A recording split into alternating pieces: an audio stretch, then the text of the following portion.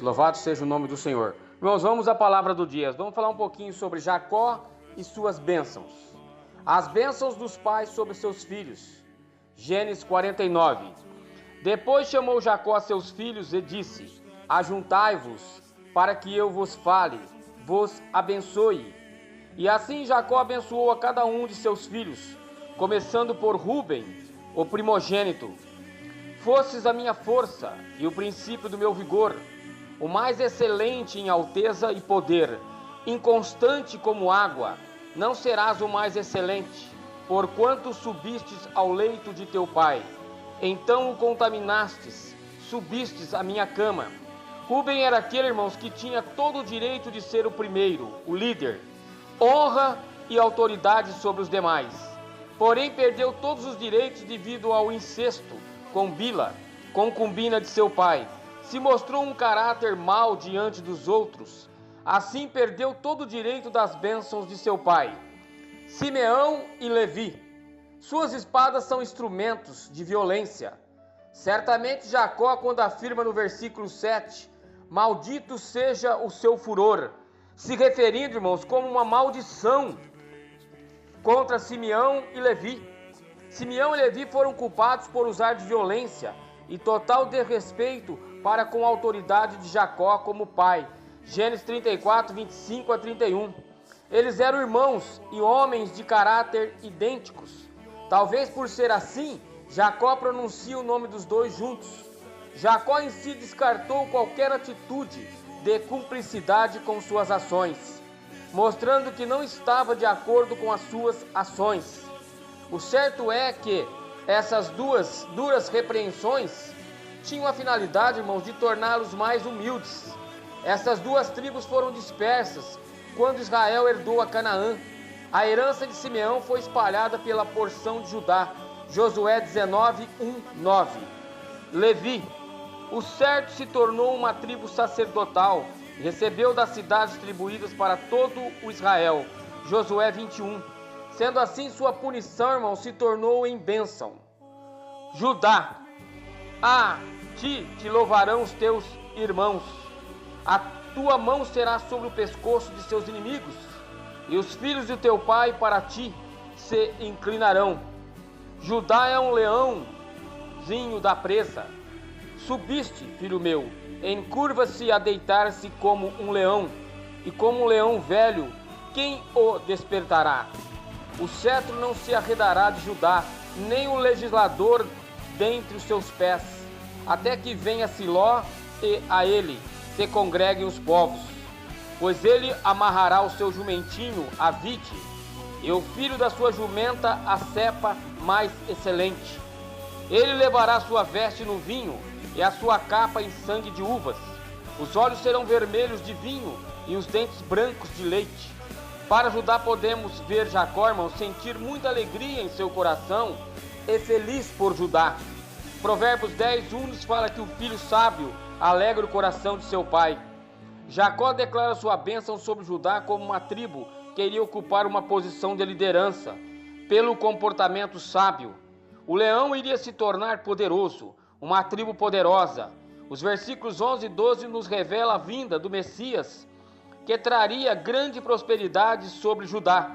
As palavras de Jacó, irmãos, revelam que seus lagares se encherão tanto, estariam tão cheios, que não só os pés, como todas as suas roupas, ficariam manchadas de tantas uvas. Zebulon. Zebulon habitará no porto dos mares, e será como o porto dos navios, e o seu termo será Sidom. Jacó cita que Zebulon, irmãos, seria uma tribo muito rica pela prática e comércio marítimo. Isacar. Isacar é jumento de fortes ossos, deitado entre dois fardos. E viu ele que o descanso era bom e que a terra era deliciosa, e a baixou ao seu ombro para acarretar e serviu debaixo do tributo. Isacar, irmão, seria uma tribo forte e próspera, mas não zelaria demais da sua liberdade. Eles se tornariam até mesmo servos ou pagariam tributos a outras nações para o privilégio de gozar de prosperidade material. Dan julgará o seu povo como uma das tribos de Israel. Dan será serpente junto ao caminho, uma víbora junto à vereda, que morde os calcanhares do cavalo e faz cair o seu cavaleiro por detrás. A tua salvação espero, ó Senhor. Dan significa juiz, uma tribo sagaz e forte que poderia vencer qualquer um de seus adversários, por mais que ela fosse. Assim como a serpente fere o cavalo, porque Sansão era da tribo de Dan.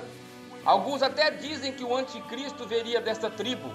Talvez o fato dela não ser mencionada em Apocalipse 7, 4, 8. Talvez tudo isto seja só teoria, mas de alguma tribo ele virá. Gade, uma tropa o acometerá, mas ele acometerá por fim. Uma tribo, irmãos, que seria exposta aos ataques de bandos, de saqueadores, mas lutaria e venceria. O seu território ficaria exposto aos ataques devido à sua localização geográfica. Asser, o seu pão será abundante e ele dará delícias. Asser, irmão, seria uma tribo produtiva, com fruto digno de ser um dos banquetes reais. Naphtali é uma serva solta, ela dá palavras formosas. Este povo era amante da sua liberdade, fazia lembrar os servos, seria um povo eloquente. Cântico de Débora e Baraque, Juízes 4, 6, 5, do 1 ao 31. Vamos para José. José é um ramo frutífero, junto à fonte. Seus ramos correm sobre o muro. Quanto a José, irmãos, vemos no versículo 22 e 23 uma palavra onde fala de sua juventude e perseguição. O versículo 24 explica que ele era sustentado por Deus, o pastor, a rocha de Israel. E os versículos 25 e 26 explica como Deus o abençoou grandemente. A palavra bênção, irmãos, é usada 5 vezes para abençoar a José. Ambos seus filhos se tornariam em tribos grandes e fortes. O versículo 26, Jacó faz referência ao fato de que todos seus filhos, irmãos, constituíram-se em tribos. Certamente Jacó foi o único patriarca que não teve nenhum de seus filhos fora daquilo que Deus tinha para Israel. Benjamim é lobo que despedaça, pela manhã comerá a presa, e à tarde repartirá os despojos. Com o lobo, Benjamim seria um feroz e bem-sucedido, irmãos, oponente. Certamente podemos separar Mordecai, onde o Velho Testamento menciona várias vezes a habilidade dos soldados dessa tribo. Também fazemos um alerta sobre o apóstolo Paulo, um batalhador da causa do Evangelho, Filipenses 3:5. Mas é notório, irmãos, que cada um de seus filhos tiveram a oportunidade de serem tribos de grandes sucessos e abençoados pelo seu pai. Puderam desfrutar de seus gozos, bênçãos de Jacó sobre seus filhos. Aleluias!